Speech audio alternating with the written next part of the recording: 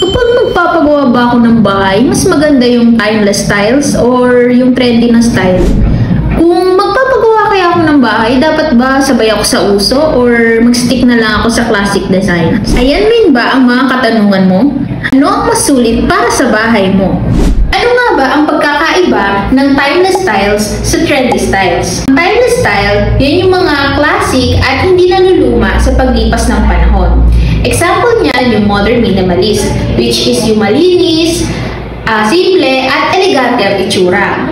Meron din Filipino tropical, which is presko, maaliwalas, at perfect para sa klima natin. And lastly, yung mid-century modern, which is warm wood tones at functional ang design. Pag trendy styles naman, yan yung mga bagong uso, pero baka mabilis naman maluma. Example niyan yung all glass facade. Maganda pero mainit at mahal sa maintenance. Pangalawa, yung industrial look. Mukhang unfinished, pero bagay ba talaga sa lahat? At panghuli, ang open shelving everywhere. Maganda sa IG, pero mahirap naman i-maintain. Gusto mo ba ng tip? Kung gusto mo maging stylish pero long-lasting, ihalo ang timeless base sa trendy accent.